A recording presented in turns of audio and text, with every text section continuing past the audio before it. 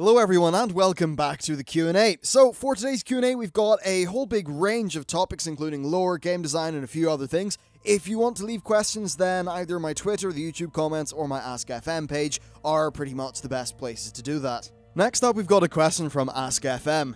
Blizzard introduced alongside Legion that Alleria and Tyrulean would be appearing in the expansion. What is your opinion on this and how do you think they could blend nicely into the lore? So I'm very happy that these characters are finally making it into the game.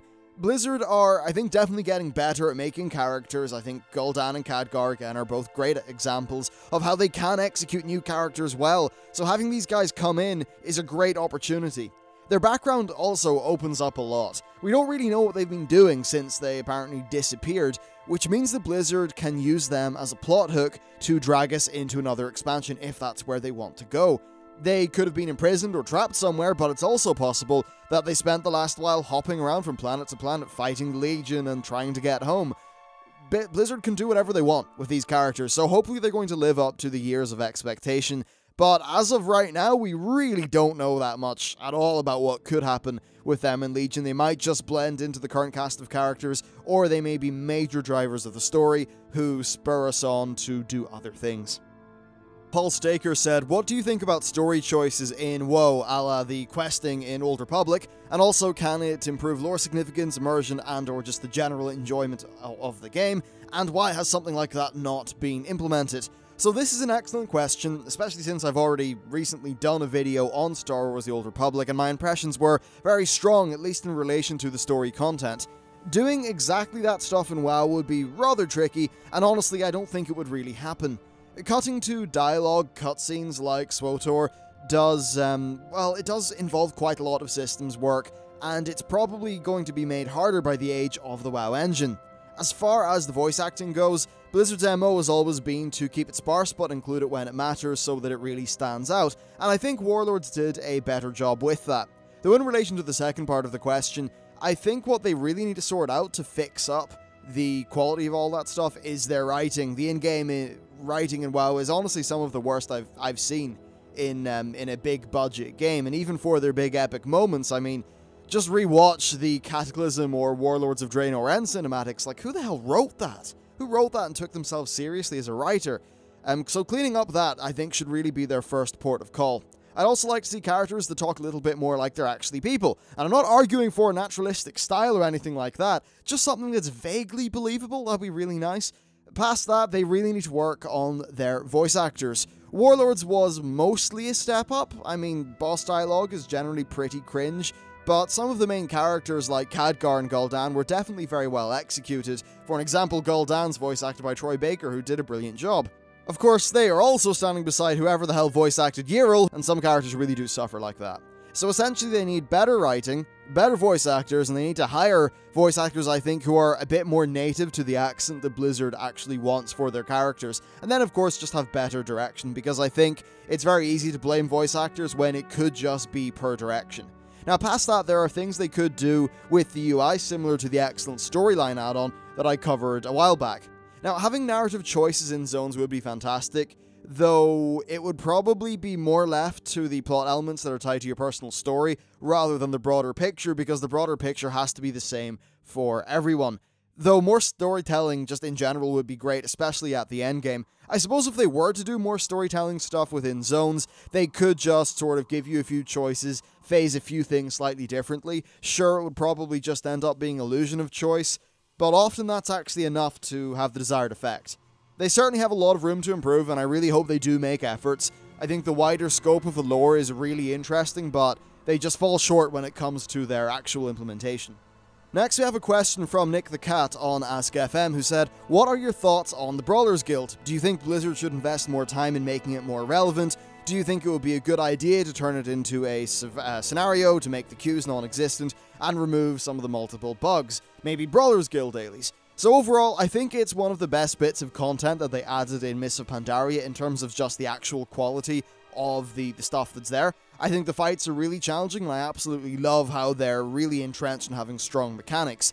I don't think that moving them off to be their own scenario would be a good idea. I like the queues. It's certainly, for me, led to some social interactions with other players, and I think that's always something that you should be bearing in mind when it comes to an MMO. As far as daily quests there, I mean, I suppose a lot of people get to that situation where they've completed the Brawlers Guild, there's no reason to come back. Maybe if you could have a daily fight there, which would, you know, maybe randomize a boss that has a few cool mechanics, and that would give you some sort of reward, whatever, that would be quite cool. So I'm definitely open to ideas like that in terms of giving people more reason to do it. I don't particularly like the idea of just shoving loads of gear and things like that on the Brawlers Guild. Ideally, I think that stuff should be a little bit more out in the world, but certainly, I think that the boss design ideas from the Brawlers Guild can be applied to the world content of the game. That would certainly be a good move.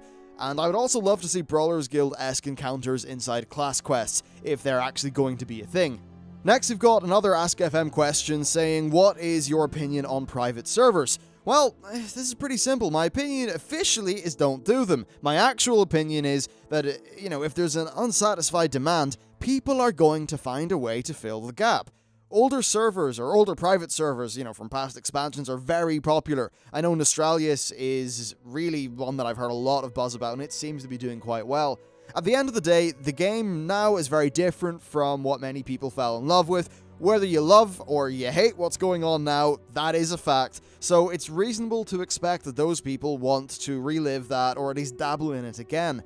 I also, I don't think they really dent the population of the live servers, and I don't think they actually harm Blizzard that much. One person playing on a private server does not mean that Blizzard are losing a subscriber. In reality, that person probably wouldn't be subbed already, or is already subbed to the live game. I don't think it's similar to that sort of argument that you sometimes see with piracy, where it's like, okay, this person pirated a Blu-ray, that equals one lost sale, when in reality, we all know that's an absolutely ludicrous idea that really doesn't make a great deal of sense. So overall, I don't think private servers do that much harm at all. I don't really, care either way. I think a lot of people get very prissy about the idea of doing something against the EULA. I mean, I don't officially condone it, but at the end of the day, if you can get away with it, do whatever the hell you want. I think if you want to play the more, the actual live version of WoW, then doing it via Blizzard servers is the best experience. It's not worth doing some, rubbish bootlegged version of Warlords of Draenor, on a private server where the scripting isn't solid, where there's, random server bugs and that. That's just not fun. That's not worth your time. But if you want to go back and see vanilla, well, by all means, it's your own free will. Do whatever you want.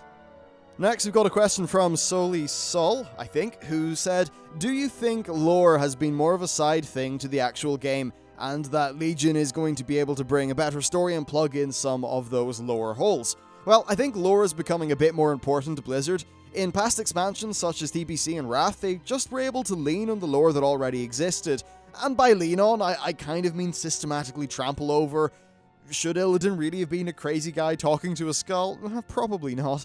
Anyway, since MoP, they have really made an effort to include more in-game storytelling, and I think overall that's a recognition that with the RTS games' sort of plot lines mostly explored, they need to start forging their own path ahead with World of Warcraft. So overall, to answer your question, yeah, I think it's really important to them now.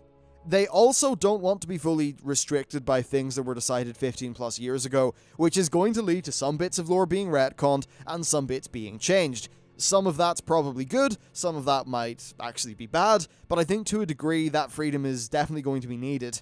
With the sort of oddities of random pandas and random time travel happening, I think it was kind of tricky to make a good story there. I mean, come on, who in their right mind would have a story where, yeah, suddenly we found the panda people, and now we're time traveling for a whole expansion? That's not the most logical progression when you think of the wider context of the Warcraft lore. So now that they're done with those odd things, they have a series of solid enemy forces that can be the topic of expansions, and I think they'll be able to write the sort of interweaving stories of those expansions in a far more cohesive way than they have with the last two.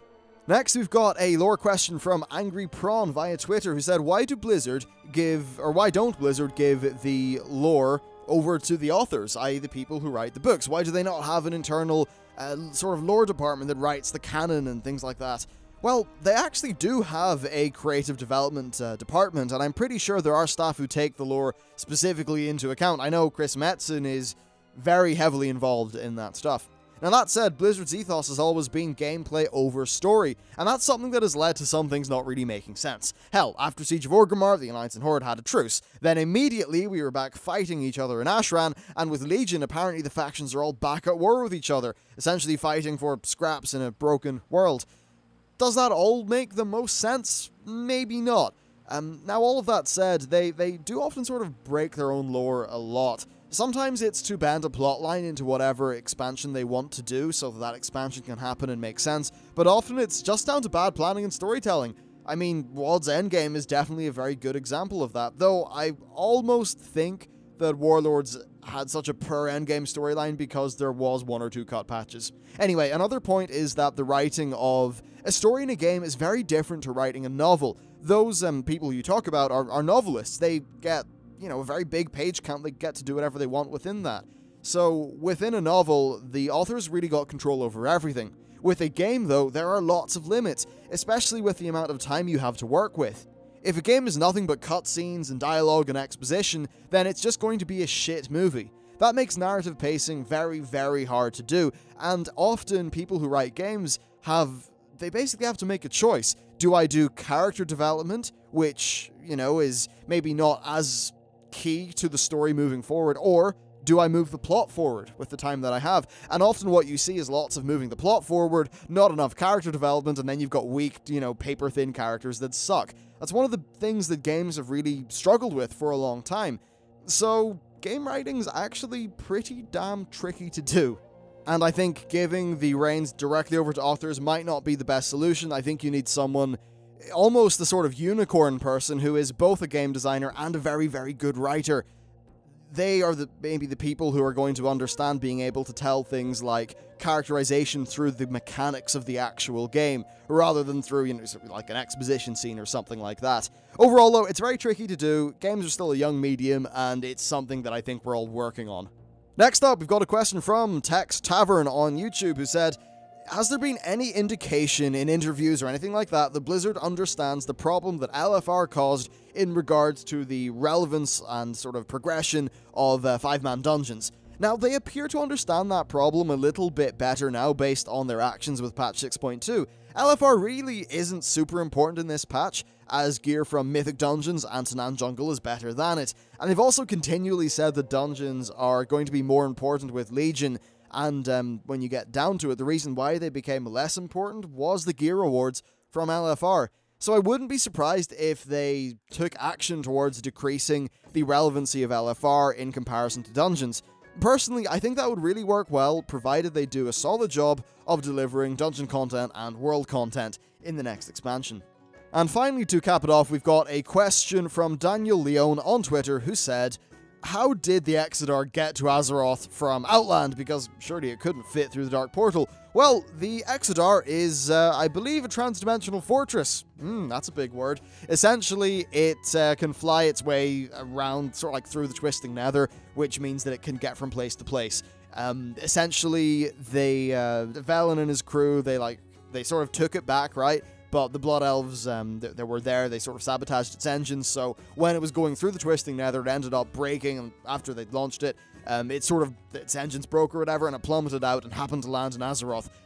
I would not be surprised if they retcon some lore in there as to why it landed in Azeroth, because the chances of that, if you think about how large the cosmos are, chances of that are extremely rare, or, small, so perhaps there's more to it than that, but essentially, the Exodar can travel between points in space via the Twisting Nether.